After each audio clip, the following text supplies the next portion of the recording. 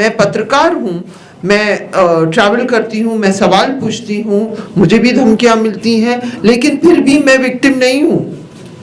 बहुत लोग हैं असल में, मेरी फिर भी आवाज़ बुलंद है।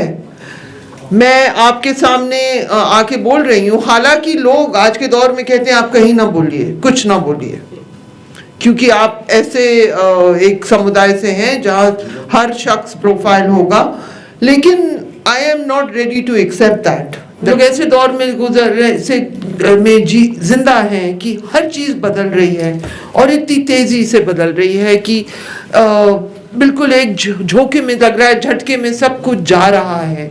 जो उम्मीदें हमारे संविधान में थी, जो हम सब की थी, जिस मुल्क में मैं बड़ी हुई, कभी ये नहीं लगा, किसी ने हिम्मत नहीं की कि बताए कि ये आपका मुल्क नहीं है। अब सब कहते हैं, काफ़ी लोग सोशल मीडिया पे कहते हैं, मुंह पे कहते हैं, टीवी शोज पे कहते हैं, और लेकिन और धमकियाँ मिलती हैं, ये रूटीन हो गया है मीडिया के लोगों के लिए। धमकियाँ मिलती हैं, सोशल मीडिया ट्रेंड्स, ये सब होता है आज के दौर में। लेकिन फिर भी मैं एक चीज़ कहूँगी कि ये मुल्क फिर भी बहुत यूनिक मुल्क है।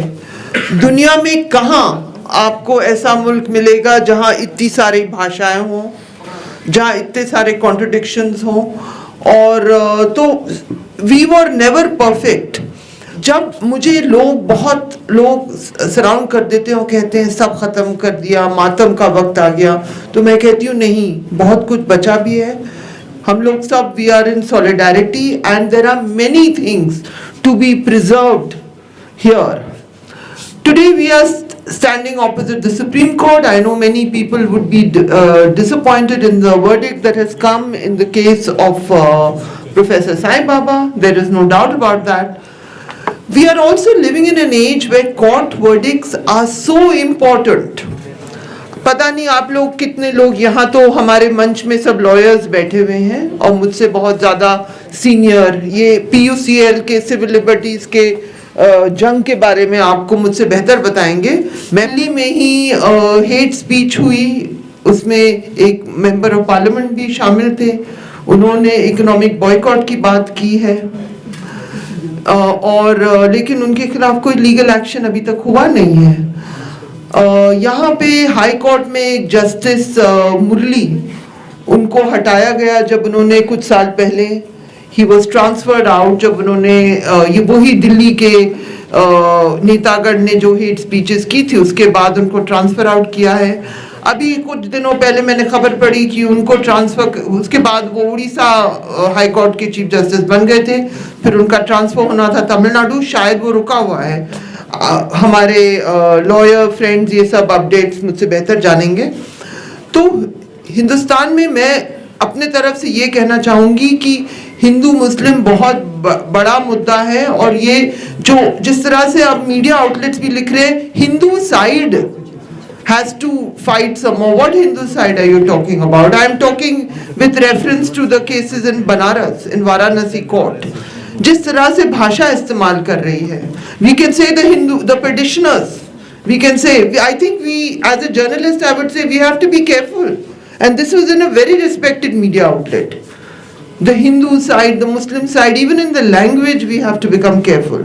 We can say the petitioners in this case.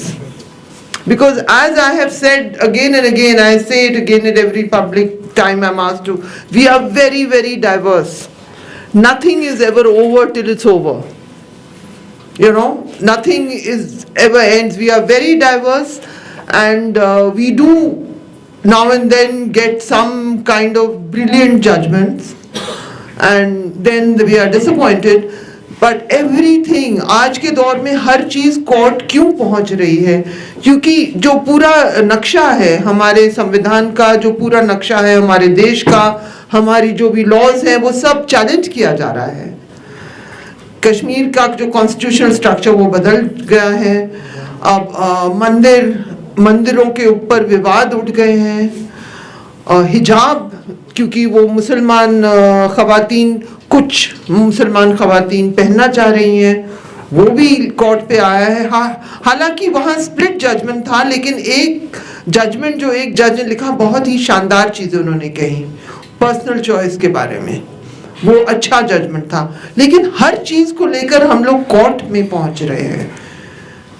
So the court is the last, when the court becomes the last place for every civil challenge, for everything, then you know that the institutions of the country are in some kind of trouble.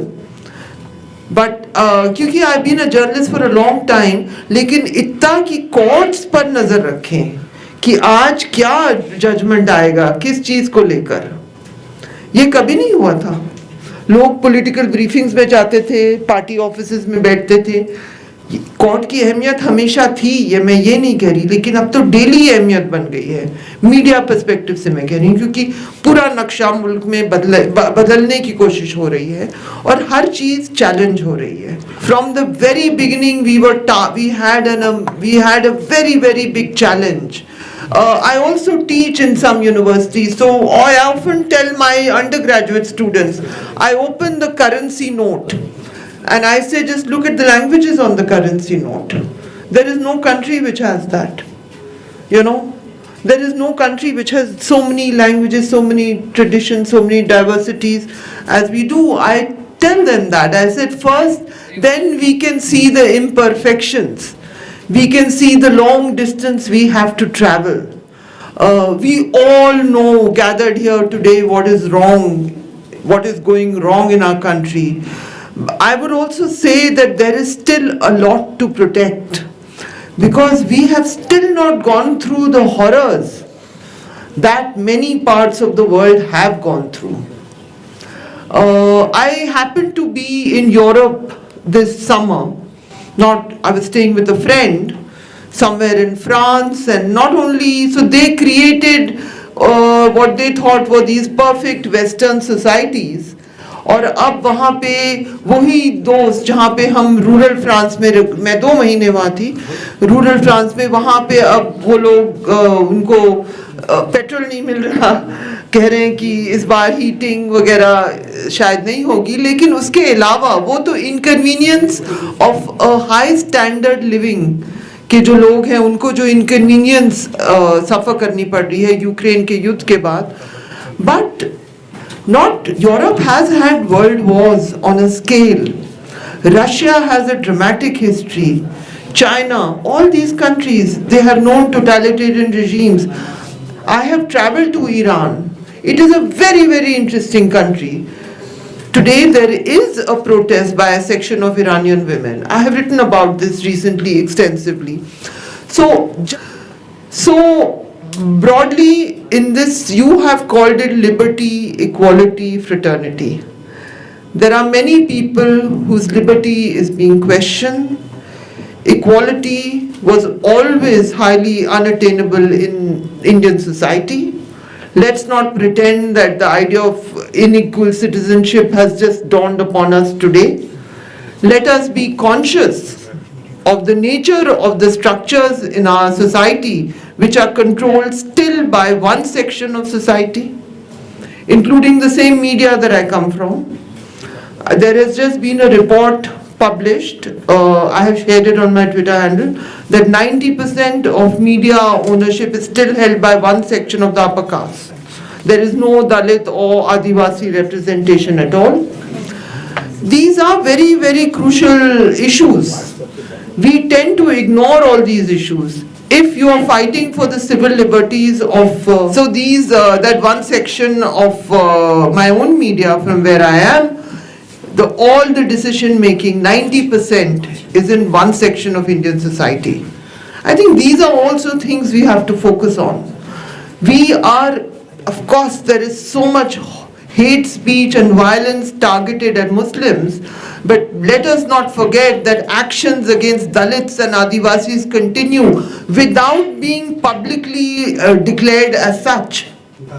Just a few days ago, in a house in Karnataka, there was a report of 16 Dalits being locked up in the home of a BJP supporter.